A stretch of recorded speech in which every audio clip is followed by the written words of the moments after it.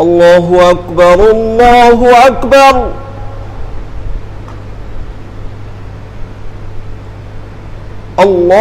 الله أكبر الله أكبر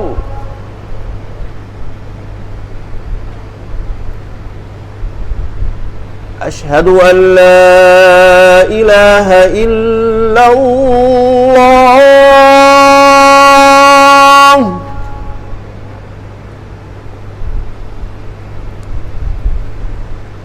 أشهد أن لا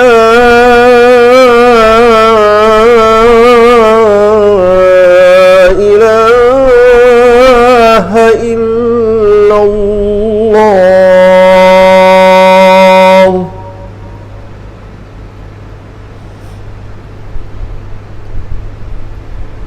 أشهد أن محمدًا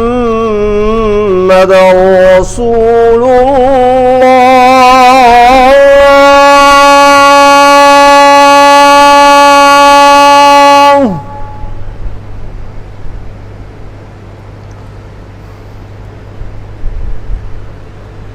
أشهد أن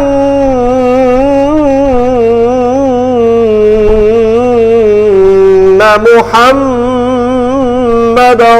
رسول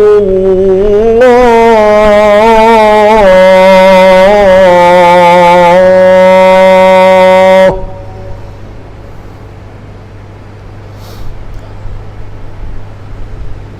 حي على الصلاة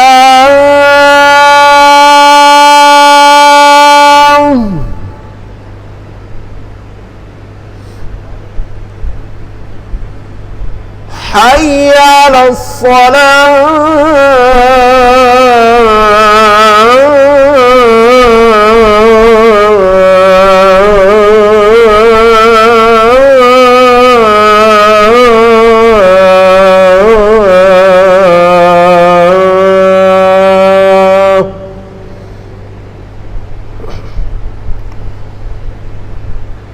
حي على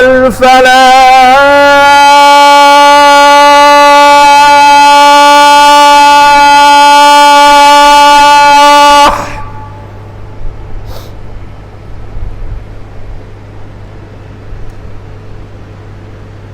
حي على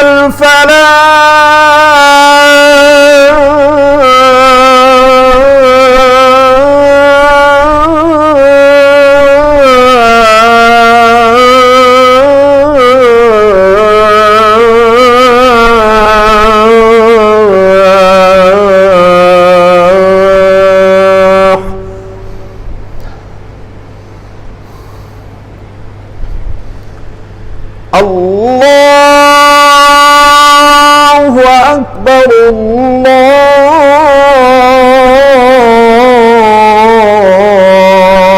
الله أكبر لا إله إلا الله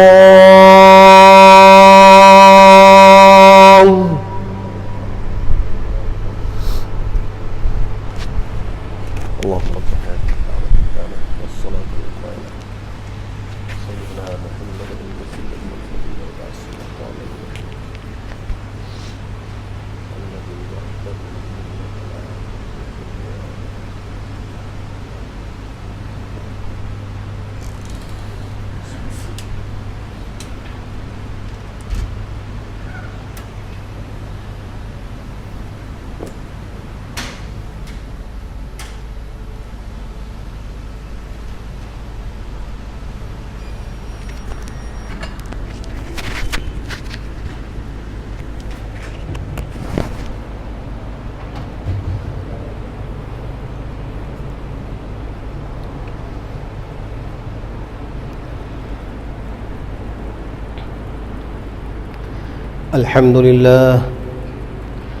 الحمد لله نحمده ونستعينه ونستغفره ونؤمن به ونتوكل عليه ونعوذ بالله من شرور أنفسنا ومن سيئات أعمالنا من يهده الله فلا مضل له ومن يضلله فلا هادي له ونشهد أن لا إله إلا الله وحده لا شريك له ونشهد أن سيدنا وحبيبنا ومولانا محمدا عبده ورسوله صلى الله تعالى عليه وعلى آله وصحبه وأزواجه وذريته وبارك وسلم تسليما كثيرا كثيرا أما بعد فأعوذ بالله من الشيطان الرجيم بسم الله الرحمن الرحيم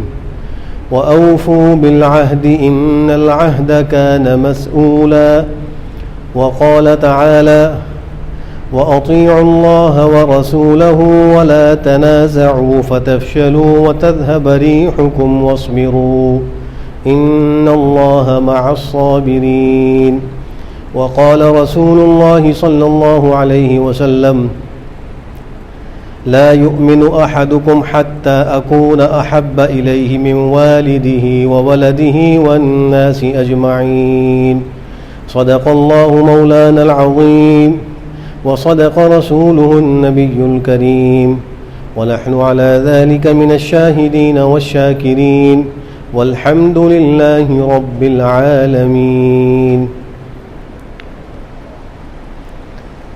سرکار دو عالم خاتم النبیین صلی اللہ علیہ وسلم نے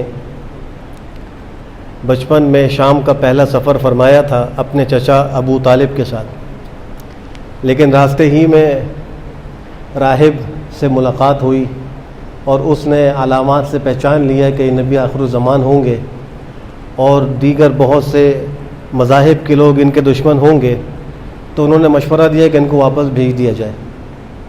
چنانچہ ابو طالب نے حضرت ابو بکر صدیق اور حضرت بلال کے ساتھ جناب نبی کریم صلی اللہ علیہ وسلم کو واپس مکہ مکرمہ بھجوا دیے، اور اس راہب نے، جس کو بحیرہ راہب کہا جاتا ہے، اس نے زیتون کا تیل اور کچھ راستے کے لیے توشہ بھی دیا تھا.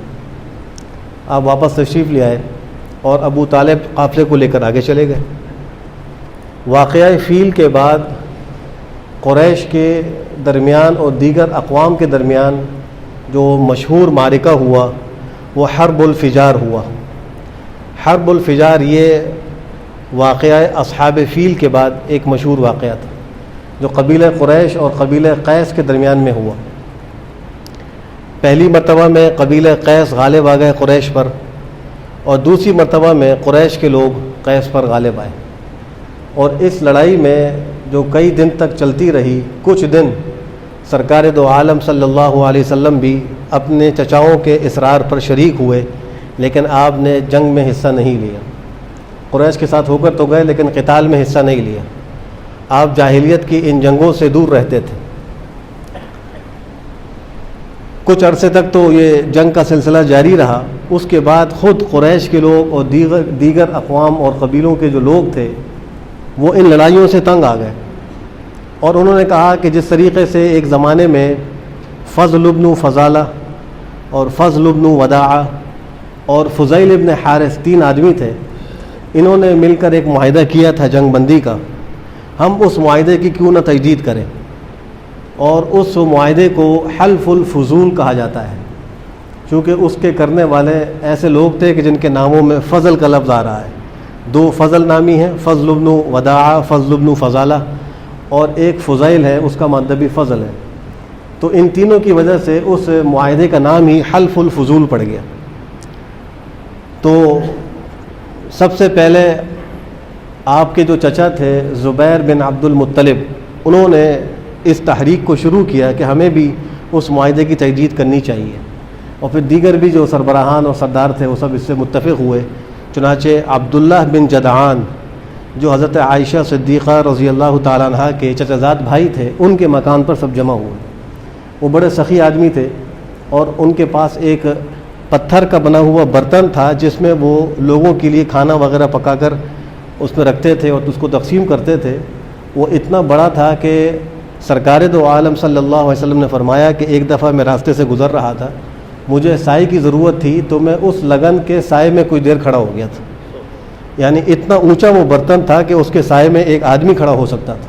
اس میں وہ کھانا پکا کر غریبوں کو کھلایا کرتے تھے اور وہ سخاوت کا مظاہرہ کیا کرتے تھے.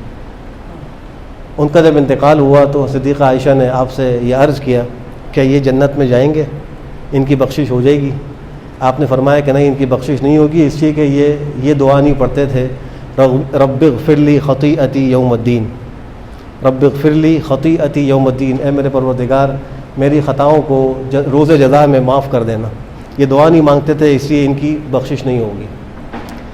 تو عبداللہ بن جدعان کے مکان پہ جمع ہوئے اور وہاں ان سب نے اسی حلف الفضول کے معاہدے کی تجدید کی اور آپس میں یہ فیصلہ کیا کہ ہم جو ہے وہ ایک دوسرے کے ساتھ لڑائی نہیں کریں گے اور جو غریب ہیں ان کے ساتھ ہمدردی کریں گے، خیرخواہی کریں گے اور ایک دوسرے کی عزتوں کا خیال کریں گے. یہ سب چیزیں اس معاہدے میں شامل تھی. چنانچہ معاہدہ ہو گیا اور جنگ بندی ہو گئی. سرکار دو عالم صلی اللہ علیہ وسلم اس شان سے جوان ہوئے کہ اپنی قوم اور قبیلے میں آپ سے زیادہ بامروت کوئی جوان نہیں تھا، آپ سے زیادہ با اخلاق کوئی اور نہیں تھا، آپ سے زیادہ سخی کوئی اور نہیں تھا. سارے جوانوں میں آپ بڑے ممتاز تھے. تو ایک خاتون تھی جن کا نام خدیجہ ہے، خدیجہ بنت خویلد. یہ مکہ کی بڑی مالدار خاتون تھیں اور تجارت کے اندر اپنا پیسہ مزاربت کے طور پر لگایا کرتی تھی. لوگوں کو پیسہ دیتی تھی، لوگ جا کر تجارت کرتے تھے اور نفع میں شریک ہو جایا کرتے تھے. سرکار دو عالم صلی اللہ علیہ وسلم کی امانت داری، صدق و صفائی، آپ کے اخلاق کا چرچا پورے مکہ میں ہو چکا تھا. تو ان کے دل میں بھی یہ خواہش پیدا ہوئی کہ میں بھی اپنا کچھ مال ان کو دے کر بھیجوں، یہ بھی تجارت کریں. تو انہوں نے پیغام بھیجا جناب نبی کریم صلی اللہ علیہ وسلم کو کہ آپ میرا کچھ مال لے کر میرے غلام کے ساتھ سفر کریں اور پھر جو ہے وہ آپ تجارت کریں اور میں دوسروں کو جو نفع دیتی ہوں آپ کو میں کئی گنا زیادہ نفع دوں گی، چونکہ آپ کی امانت بڑی مشہور تھی. تو آپ نے ابو طالب کی اس زمانے کی مالی پریشانی کو دیکھتے ہوئے ان کے اس پیغام کو قبول کر لیا. چونکہ کچھ مالی پریشانیاں تھیں، آپ کا مقصد یہی تھا کہ میں تجارت میں جاؤں گا، کچھ نفع ملے گا تو چچا کی مدد بھی کروں گا اور مالی مشکلات کو دور کروں گا. چنانچہ میسرہ ایک غلام تھا حضرت خدیجہ بنت خویلد کا، انہوں نے وہ ساتھ بھیج دیا اور مال دے دی. ان کا اتنا مال ہوتا تھا کہ اگر سارے قریش کے مال کو قافلے والے جمع کرتے تھے تو اس پورے قریش کے مال سے زیادہ تنہا حضرت خدیجہ کا مال ہوا کرتا تھا. یہ خوب مالدار تھیں. چنانچہ یہ سفر شروع ہوا اور آپ تشریف لے گئے. بصرہ میں جب پہنچے، بصرہ ایک مقام کا نام ہے، شام کا سفر تھا، یہ دوسرا سفر ہے. اس وقت آپ کی عمر 25 سال تھی. جب وہاں پہنچے تو وہاں ایک راہب تھا جس کا نام نستورہ ہے، نستورہ راہب. آپ نے بصرہ میں اس مقام پر پہنچنے کے بعد ایک درخت کے نیچے آرام کیا تو اس نستورہ راہب نے وہ دیکھ لیا. جب آپ پہنچے تو اس نستورہ راہب نے میسرہ سے کہا کہ اس درخت کے نیچے عیسیٰ ابن مریم علیہ الصلوۃ والسلام کے بعد آج تک نبی کے علاوہ کسی اور نے قیام نہیں کیا اور یہ پیغمبر ہے جنہوں نے یہاں کے اس درخت کے سائے میں آرام کیا ہے. اور پھر جب آپ آگے بڑھے تو اس نے دیکھا کہ فرشتوں نے آپ کے اوپر سایہ کیا ہوا ہے، آپ سے دھوپ سے آپ کو بچایا ہوا ہے. کبھی بادل کا سایہ وہ دیکھتے ہیں کہ بادل سایہ کر رہے ہیں، کبھی فرشتوں کا سایہ دیکھتے ہیں. خود میسرہ نے بھی یہ منظر دیکھا کہ فرشتے جو ہیں وہ آپ پر سایہ کیے ہوئے ہیں اور دھوپ سے آپ کو بچا رہے ہیں. تو اس نستورہ راہب نے میسرہ سے پوچھا کہ ان کی آنکھوں میں کچھ سرخی نظر آ رہی ہے، یہ کیسی سرخی ہے؟ میسرہ نے کہا کہ ہر وقت ان کی آنکھوں میں سرخی رہتی ہے. تو اس نے کہا کہ بس یہی نبی ہے، یہ آخری نبی ہے. چونکہ وہ کتاب کا علم رکھتا تھا، اس کے پاس تورات و انجیل کا علم تھا، اس میں پیغمبر صلی اللہ علیہ وسلم کی علامات تفصیل کے ساتھ موجود تھیں، وہ پہچان گیا. حتیٰ کہ آپ کے آنکھوں کی سرخی کا تذکرہ بھی موجود تھا. تو اس نے کہا کہ واقعی یہ نبی ہیں اور یہ آخری نبی ہیں. اس کا بھی اس نے اقرار کیا کہ ان کے بعد کوئی نیا نبی نہیں آئے گا. بہرحال آپ جو ہے وہ پہنچے شام اور آپ نے تجارت شروع کی تو ایک آدمی آپ سے اس میں جھگڑنے لگا اور اس جھگڑے کے موقع میں اس نے کہا کہ تم لات و عزیٰ کی قسم کھاؤ. آپ نے فرمایا کہ میں لات و عزیٰ کی قسم نہیں کھاتا، بلکہ اگر کبھی مجھے گزرنا ہو تو میں لات و عزیٰ جو بت ہیں ان سے اعراض کر کے اور منہ موڑ کے گزرتا ہوں، میں ان کی طرف رخ بھی نہیں کرتا. تو اس لڑائی میں بھی اس شخص نے یہ بات کہی کہ واقعی آپ سچے ہیں، اس لیے کہ سچوں کی نشانی یہی ہوتی ہے کہ وہ اس طرح معاملات میں قسمیں نہیں کھاتے اور صاف صاف بات کرتے ہیں۔ یہ پیغمبر کی خاص صفت تھی کہ آپ جھگڑوں سے بڑا دور رہتے تھے۔ ایک حدیث میں آپ نے فرمایا صحابہ کرام سے، کیا تم کو میں ایسی چیز نہ بتلاؤں جو نماز، روزہ، صدقہ سب سے افضل ہو؟ صحابہ کرام نے اس کے ضرور بتلائیے۔ آپ نے فرمایا کہ وہ آپس کا سلوک ہے، آپس کی موافقت ہے، خاندانوں کے اندر جوڑ ہے۔ یہ فرمایا نماز، روزے، صدقے سے زیادہ افضل ہے، اس کا ثواب زیادہ ہے۔ پھر فرمایا کہ لڑائی جھگڑا یہ مونڈنے والا ہے، جیسے سر کے بالوں کو مونڈ کر صاف کر دیا جاتا ہے، ایسے ہی لڑائی جھگڑا انسان کے دین کو صاف کر دیتا ہے۔ آج یہ حال ہے کہ عام دنیا دار تو دنیا دار ہیں، اچھے خاصے وہ مسلمان جو 5 وقت کے نمازی ہیں وہ بھی لڑائی جھگڑے کے اندر پڑے ہوئے ہیں۔ گھروں کے اندر لڑائی جھگڑے، بول چال بند، گفتگو نہیں کر رہے۔ جس نبی کی سیرت ہم پڑھتے ہیں، جس پر عمل کرنے کی خواہش رکھتے ہیں، اس نبی کا حال یہ تھا کہ وہ لڑائی جھگڑوں سے بڑے دور رہتے تھے۔ ایک حدیث میں سرکار دو عالم صلی اللہ علیہ وسلم نے ارشاد فرمایا کہ آپس کے اختلافات انسان کی ہوا کو اکھاڑ دیتے ہیں، اس کی طاقت کو ریزہ ریزہ کر دیتے ہیں اور انسان کی اجتماعیت کو ختم کر دیتے ہیں۔ اس لیے اس اختلاف سے بچنے کی نہایت ضرورت ہے۔ میں نے جو خطبے میں آیت کریمہ تلاوت کی، اس میں اللہ سبحانہ و تعالیٰ ارشاد فرما رہے ہیں وَأَطِيعُوا اللَّهَ وَرَسُولَهُ، اطاعت کرو اللہ کی اور اس کے رسول کی، وَلَا تَنَازَعُوا، آپس میں جھگڑے نہ کرو، فَتَفْشَلُوا، پھر کیا ہوگا، تم کم ہمت ہو جاؤ گے، بزدل ہو جاؤ گے، وَاصْبِرُوا، اور صبر کے ساتھ رہو، فَتَفْشَلُوا وَتَذْهَبَ رِيحُكُمْ، تمہاری ہوا اکھڑ جائے گی، صبر کرو، اللہ صبر کرنے والوں کے ساتھ۔ کتنے لوگ ایسے ہیں کہ معمولی بات پر ایک دوسرے سے بات چیت چھوڑ چکے ہیں، گفتگو نہیں کرتے، 5 وقت کی نماز بھی پڑھتے ہیں، رمضان کے روزے بھی رکھتے ہیں، لیکن حال یہ ہے کہ معمولی کسی بات پر، کسی خاندانی تنازع پر ایک دوسرے سے گفتگو بند ہے۔ حدیث شریف کی روح سے مسلمان بھائی سے جو آدمی 3 دن سے زیادہ بول چال بند کرے، سلام کلام بند کرے، تو وہ جہنم میں جائے گا۔ آپ نے سخت وعید ذکر فرمائی۔ ایک ہے کسی دینی بات کی وجہ سے بول چال بند کرنا۔ حدیث شریف میں آتا ہے کہ حضرت عبداللہ ابن عمر نے ایک دفعہ اپنے ایک بیٹے کے سامنے ایک حدیث بیان کی، انہوں نے اس حدیث کے مقابلے میں ایسی بات کی کہ جو صریح اس حدیث کے معارض تھی، تو انہوں نے اپنے بیٹے سے بول چال بند کر دی اور مرتے دم تک اس سے بات چیت نہیں کی۔ یہ ایک الگ مسئلہ ہے، لیکن کسی دنیاوی بات کی وجہ سے 3 دن سے زیادہ بول چال بند کرنا شریعت میں منع ہے۔ کتنے خاندانوں میں یہ سلسلہ چل رہا ہے کہ کئی سال ہو گئے، سلام کلام بند، خوشی غمی میں شرکت ختم، بات چیت بالکل بند، سامنے گزرتے ہیں سلام نہیں کرتے۔ یہ انتہائی گناہ کی بات ہے، اس سے بچنے کا اہتمام کرنا ضروری ہے۔ حدیث شریف میں آتا ہے کہ سرکار دو عالم صلی اللہ علیہ وسلم ایک دفعہ تشریف لائے باہر، اور آپ کا مقصود یہ تھا کہ لوگوں کو شب قدر بتلا دیں کہ شب قدر فلاں دن ہے۔ 2 آدمیوں کا جھگڑا ہو رہا تھا، اس جھگڑے کی وجہ سے شب قدر کی تعین اٹھا لی گئی، اور شب قدر اب متعین طور پر نہیں کہی جا سکتی کون سی رات ہوگی، احتمالات ہیں۔ حدیث شریف میں فرمایا کہ رمضان کے آخری عشرے کی طاق راتوں میں اس کو تلاش کرو۔ ایک حدیث میں فرمایا کہ یہ پورے رمضان میں دائر رہتی ہے۔ حضرت عبداللہ ابن مسعود کا یہ قول ہے کہ یہ پورے سال میں دائر رہتی ہے، کسی بھی رات میں شب قدر ہو سکتی ہے۔ تو اب تعین اٹھا لی گئی، اور وہ کس وجہ سے اٹھائی گئی؟ آپس کے جھگڑے کی وجہ سے۔ حدیث میں آتا ہے کہ پیر اور جمعرات کو اللہ کی بارگاہ میں بندوں کے اعمال پیش ہوتے ہیں، اور اللہ کی طرف سے مغفرت کے پروانے دیے جاتے ہیں، مشرک و کافر کے سوا سب کی مغفرت کے فیصلے ہوتے ہیں۔ صرف وہ 2 لوگ جو آپس میں کسی دنیاوی بات کی وجہ سے جھگڑے ہوئے ہوتے ہیں، اللہ فرماتے ہیں کہ ان کے معاملے کو معلق رکھو، فی الحال موقوف کر دو، اگر یہ صلح کر لیں تو ان کی مغفرت کر دینا، صلح نہ کرے تو ان کی مغفرت نہ کرو۔ اندازہ لگائیے جھگڑا کتنی نحوست کی چیز ہے کہ انسان کے اعمال جب اللہ کے دربار میں پیش ہو رہے ہیں تو اس وقت مغفرت موقوف ہو رہی ہے جب تک وہ آپس میں صلح نہ کر لیں۔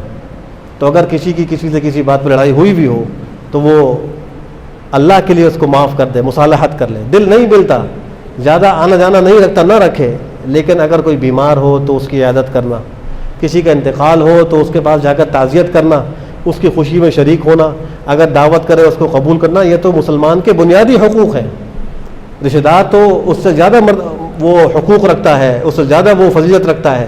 عام مسلمان کا حق یہ ہے کہ اگر وہ کسی کو دعوت دے, اس کی مسیحت فوت نہ ہو تو قبول کر لے. اگر وہ کسی کا جنازہ آئے تو اس کے پیچھے چلے, جنازے کی نماز پڑھے. بیمار ہو تو جا کر اس کی مزاج پرسی کرے. یہ بنیادی اسلامی حقوق ہیں. تو سرکار دو عالم صلی اللہ علیہ وسلم جو ہے وہ لڑائی جھگڑا پسند نہیں کرتے تھے. حضرت عبداللہ ابن صائب وہ فرماتے ہیں کہ میں زمانہ جاہلیت میں جناب نبی کریم صلی اللہ علیہ وسلم کا شریک تھا تجارت میں, تجارت کیا کرتا تھا. تو جب میں آپ کی بعثت کے بعد مدینہ منورہ آیا تو آپ نے مجھ سے فرمایا کہ اے عبداللہ ابن صائب, مجھے پہچانتے ہو؟ تو میں نے عرض کیا میں کیوں نہیں پہچانتا, آپ تو بہترین شریک تھے تجارت کے, نہ جھگڑا کرتے تھے نہ ٹال مٹول کرتے تھے. یہ دو باتیں ذکر فرمائی, نہ ٹال مٹول کرتے تھے نہ جھگڑا کرتے تھے, یعنی لین دین کے اندر ٹال مٹول نہیں کرتے تھے. آج ہمارے اندر یہ برائی بھی آ گئی کہ لوگوں کے بل ہم روکتے ہیں بغیر کسی وجہ کے, اور بسا اوقات جس کا حق ہوتا ہے اس کو منت پر مجبور ہونا پڑتا ہے, منتیں کرتا ہے کہ میرا بل جو ہے کلیئر کر دو, اور کبھی کبھی اس کو رشوت تک دینی پڑتی ہے, رشوت دے کر اپنے بل کلیئر کراتے ہیں. قرضہ لے کر ہم ٹال مٹول کر رہے ہوتے, واپس نہیں کرتے, حالانکہ وہ کہہ رہے ہیں کہ آپ بہترین شریک تھے, نہ جھگڑا کرتے تھے نہ ٹال مٹول کرتے تھے. اور ایک حدیث آپ نے فرمایا کہ غنی اور مالدار کا ٹال مٹول کرنا ظلم ہے. مطل الغنی یہ ظلم, یہ ظلم ہے, زیادتی ہے. آپ کی ایک خاص صفت یہ تھی کہ آپ وعدے کے پورا کرنے والے تھے. حضرت عبداللہ ابن ابی الحمصہ وہ فرماتے ہیں کہ زمانہ جاہلیت میں نے ایک دفعہ آپ سے ایک معاملہ کیا خرید و فروخت کا, تو کچھ پیسے میں نے آپ کو دینے تھے. میں نے آپ سے کہا کہ آپ یہاں انتظار کریں, میں آپ کے لیے پیسے لے کر آتا ہوں. میں گھر گیا اور گھر جا کر میں پیسہ لانا بھول گیا, اور مجھے یاد نہیں رہا کہ میں نے جا کر آپ کو یہ کہا ہے کہ باہر انتظار کریں, میں پیسے لے کر آ رہا ہوں. 3 دن کے بعد ان کو یاد آیا تو وہ پیسہ لے کر وہاں پہنچے. آپ صلی اللہ علیہ وسلم اسی جگہ پر 3 دن تک تشریف فرما رہے, چونکہ وعدہ کر چکے تھے کہ میں یہاں موجود ہوں. جب وہ آئے تو کہنے لگے مجھے بہت افسوس ہے کہ میں بھول گیا تھا, یہ آپ کے پیسے ہیں. آپ نے فرمایا کہ تم نے ہمیں بہت تکلیف پہنچائی, بس اتنا جملہ فرمایا. اپنے پیسے لیے اور کہا تم نے ہمیں بڑی اذیت دی, ہم 3 دن سے یہاں تمہارا انتظار کر رہے ہیں. یہ ہے وعدے کا پورا کرنا. میں نے خطبے میں جاتے قریب تلاوت کی, اللہ فرماتے ہیں اوفوا بالعہد, عہد کو, وعدوں کو پورا کرو. ان العہد کان مسئولا, اس عہد کے بارے میں پوچھ ہوگی. وعدے کا پورا کرنا کیسا ہوتا ہے؟ ایک دفعہ حضرت حذیفہ ابن الیمان رضی اللہ تعالیٰ عنہ اپنے والد یمان کے ساتھ مکہ مکرمہ سے مدینہ منورہ آ رہے تھے. ان کے والد مسلمان ہوئے تھے, تو وہ اپنے والد کو پیغمبر سے ملاقات کے لے کر آ رہے تھے. اور یہ وہ زمانہ تھا کہ آپ غزوہ بدر کے لیے مدینہ منورہ سے نکلنے لگے تھے, اور وہاں پر ابو جہل کا لشکر بھی مکہ سے روانہ ہو چکا تھا. درمیان میں ابو جہل کا لشکر ان کو ملا, ابو جہل نے ان کو پکڑ لیا. کہاں جا رہے ہو؟ انہوں نے کہا کہ مدینہ طیبہ جا رہے ہیں. کہنے لگا میں تم کو جانے نہیں دوں گا, تم وہاں جا کر ہمارے مخالفین کے ساتھ مل کر ہم سے لڑنے کے لیے آؤ گے, لہذا ہم تم کو وہاں جانے نہیں دیں گے. انہوں نے کہا کہ بھائی دیکھو, ہم تو خالی جناب نبی کریم صلی اللہ علیہ وسلم سے ملاقات اور ان کے دیدار اور زیارت کے لیے جا رہے ہیں, ہمارا مقصد لڑائی نہیں ہے. تو اس نے کہا اچھا مجھ سے وعدہ کرو کہ تم ہمارے خلاف لڑنے کے لیے نہیں آؤ گے. انہوں نے وعدہ کر لیا. اس نے ان کو چھوڑ دیا اور یہ دونوں مدینہ منورہ پہنچے. جب پہنچے تو آپ صحابہ کو لے کر بدر کے لیے جا رہے ہیں. 313 صحابہ تھے آپ کے ساتھ, قصبہ پرسی کے عالم میں جا رہے تھے. اور بدر یہ وہ معرکہ ہے کہ جس کو قرآن کریم یوم الفرقان کہتا ہے. حق اور باطل کے درمیان فرق اس غزوے سے ہوا, اور یہ وہ غزوہ ہے جو تمام غزوات میں افضل ترین غزوہ اس کو کہا جاتا ہے. اور اس میں شریک ہونے والے صحابہ کرام کا سب سے اونچا مرتبہ ہوتا تھا صحابہ بدرین. حتیٰ کہ بدرین کے نام جو بخاری شریف میں ذکر ہے, ان ناموں کو بطور وظیفے کے پڑھا جاتا ہے. مشکلات کے حل کے لیے, اللہ سے دعا مانگنے کے لیے پہلے ان ناموں کو پڑھا جاتا ہے, پھر اللہ سے دعائیں کی جاتی ہیں. اللہ نے ان ناموں میں اتنی برکت رکھی ہے تو ان شخصیات میں کتنی برکت ہوگی. تو یہ اتنا برکت والا غزوہ جب وہاں پہنچے اور سارا ماجرا آپ کی خدمت میں عرض کیا, تو آپ نے فرمایا کہ میں تم کو اس غزوے میں شریک ہونے کی اجازت نہیں دے سکتا, اس لیے کہ تم میرے دشمن ابو جہل سے وعدہ کر کے آئے ہو کہ لڑنے کے لیے اس کے مقابلے میں نہیں آؤ گے, لہذا تم کو شرکت کی اجازت نہیں ہے. یہ ہے وعدہ پورا کرنا کہ دشمن سے لڑنے جا رہے ہیں, حالانکہ لڑائی کے اندر ہو سکتا ہے کوئی گنجائش بھی مل جاتی اس موقع پر، اور ان کی تمنا بھی تھی کہ اتنا اہم غزوہ ہے اور اس کے فضائل اتنے زیادہ ہیں، ہمیں بھی شرکت کا موقع مل جائے، لیکن آپ نے ان کو شریک نہیں ہونے دیا۔ حضرت فاروق اعظم کے دور میں جب بیت المقدس فتح ہوا تو وہاں مسلمانوں کا لشکر موجود تھا، اور بیت المقدس کے جو رہنے والے عیسائی تھے انہوں نے مصالحت کر لی تھی اور وہ جزیہ دینے پر راضی ہو گئے تھے، ٹیکس دیتے تھے۔ حضرت فاروق اعظم کو اس لشکر کی کسی اور محاذ پر ضرورت تھی،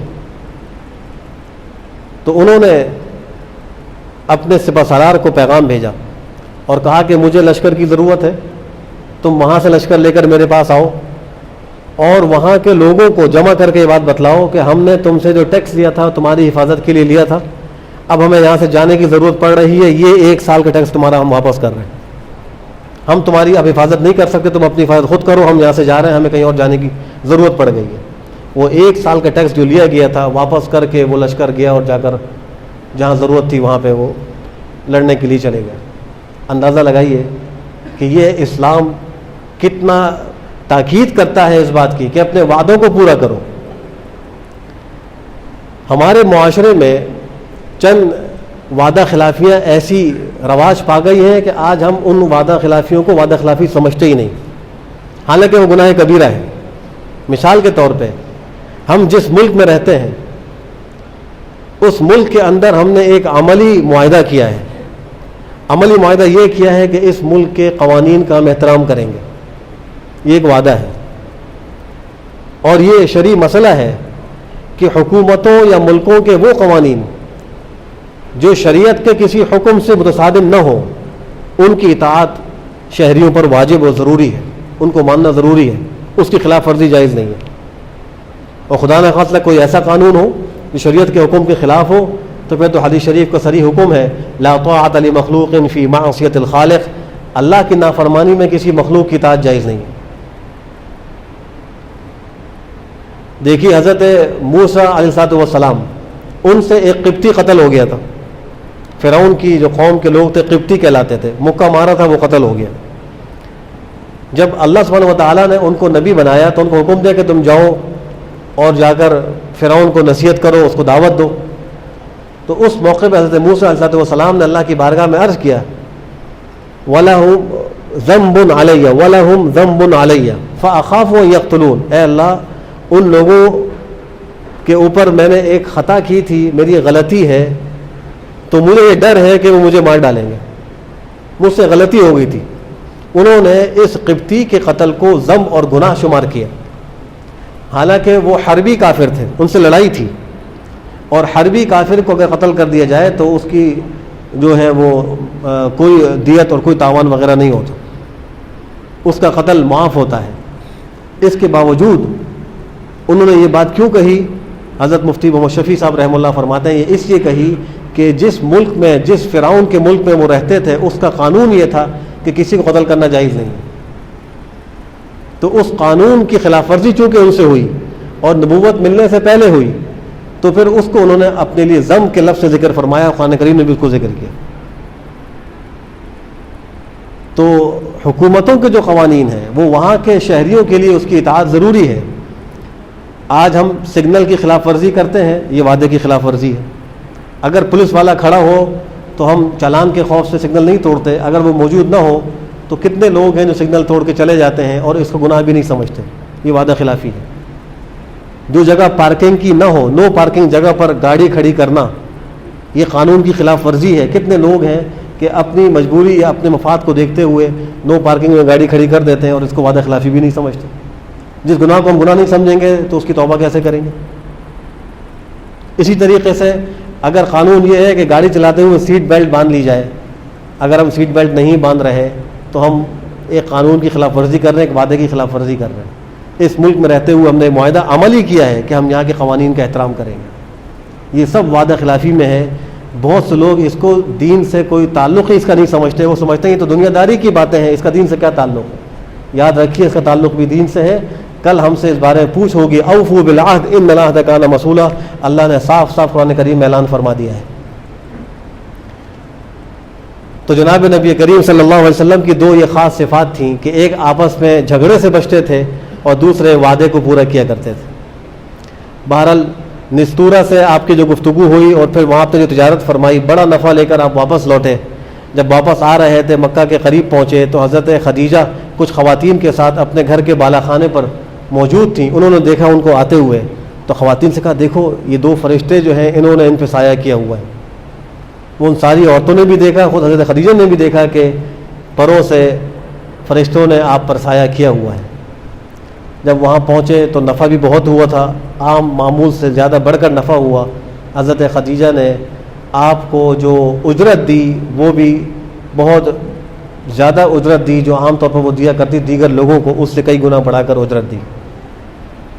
اس کے بعد انہوں نے میسرہ سے پوچھا، میسرہ نے ان کو سارے راستے کے احوال بتلائے۔ ان احوال سے حضرت خدیجہ بڑی متاثر ہوئی۔ اس وقت ان کی عمر 40 سال تھی۔ ان کے رشتہ دار تھے ورقہ بن نوفل، جو کتب سماویہ کا علم رکھتے تھے، وہ ان کے پاس گئیں اور جا کر یہ باتیں بتائیں کہ ایسا ایسا واقعہ ہوا، میں نے ایسے ان سے مضاربت کا معاملہ کیا اور ایسے وہ میرے غلام نے حالات دیکھے۔ تو ان حالات کو سننے کے بعد ورقہ بن نوفل نے ان کو کہا کہ ایسا معلوم ہوتا ہے کہ یہ اس امت کے آخری نبی ہیں، ہماری کتابوں میں جو ان کی صفات لکھی ہیں وہ صفات ان کے اندر پائی جاتی ہیں، ان کو نبوت ملنے والی ہے۔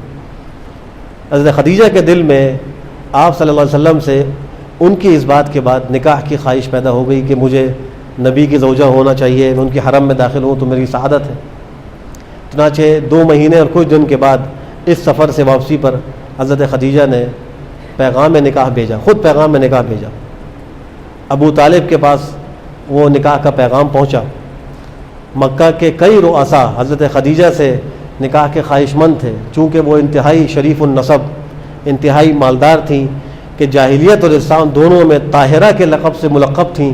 ان کو طاہرہ، پاک و صاف اور عفیفہ کہا جاتا تھا۔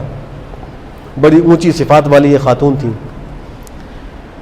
ابو طالب نے ان کے اس پیغام نکاح کو قبول کر لیا اور سرکار دو عالم صلی اللہ علیہ وسلم کو نکاح کے لیے لے کر چلے۔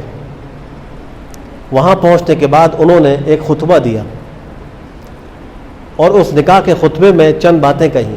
ایک بات یہ بھی کہی کہ یہ جو محمد ہیں صلی اللہ علیہ وسلم، یہ قریش کے جوانوں میں سے ایسے جوان ہیں کہ اگر دیگر جوانوں کے ساتھ ان کو تولا جائے تو یہ سب پر بھاری پڑ جائیں گے۔ سارے لوگ یہ بات جانتے تھے کہ پوری قوم اور پورے شہر میں کوئی بھی ان کا مقابلہ کرنے والا نہیں ہے۔ اس وقت آپ کی عمر 25 سال تھی اور ایک روایت کے مطابق 12.5 اوقیہ چاندی کے مہر پر سرکار دو عالم صلی اللہ علیہ وسلم کا یہ نکاح انہوں نے پڑھایا۔ 12.5 اوقیہ چاندی کی مقدار جو ہے وہ 500 درہم کے برابر بنتی تھی، اس لیے کہ ایک اوقیہ 40 درہم کا ہوتا ہے، تو 12.5 کو اگر 40 سے ضرب دیا جائے تو وہ 500 یہ بن جاتا ہے۔ تو 500 درہم ان کا یہ مہر تھا، اس مہر پر آپ کا نکاح ہو گیا۔ آپ صلی اللہ علیہ وسلم نے جیسے اپنی رضاعت کے زمانے میں اپنے رضاعی بھائیوں کے ساتھ بکریاں چرائی تھیں، ایسے ہی اپنی جوانی میں بعثت سے پہلے بھی آپ نے بکریاں چرائیں، اور قریش کی بکریاں حق الخدمت پر چرائیں، آپ کو اس پر اجرت بھی ملتی تھی۔ چند قیرات جو طے ہوتے تھے وہ آپ کو ملا کرتے تھے۔ ایک موقع پر حضرت جابر آپ کے ساتھ موجود تھے اور شہر سے باہر جنگل کی طرف کہیں تشریف لے جا رہے تھے، تو وہاں پیلو کے درخت کا جو پھل ہوتا ہے، پیلو کے درخت کا، وہ اس کے درخت موجود تھے۔ تو حضرت جابر صاحب نے فرمایا کہ بھائی دیکھو اس کا پھل ذرا چن لو اور جو سیاہ ہو وہ چننا۔ تو حضرت جابر بڑے حیران ہوئے اور کہا کہ آپ کو کیسے پتہ کہ پیلو کے درخت کا جو پھل سیاہ ہوتا ہے وہ اچھا ہوتا ہے؟ یہ تو بکریاں چرانے والوں کو عام طور پہ معلوم ہوتا ہے۔ تو آپ نے فرمایا کہ میں نے بھی بکریاں چرائی ہیں، اور کوئی نبی انبیاء میں سے ایسا نہیں گزرا کہ اس نے بکریاں نہ چرائی ہوں، اللہ سبحانہ و تعالیٰ نے ان سے بکریاں چروائی ہیں۔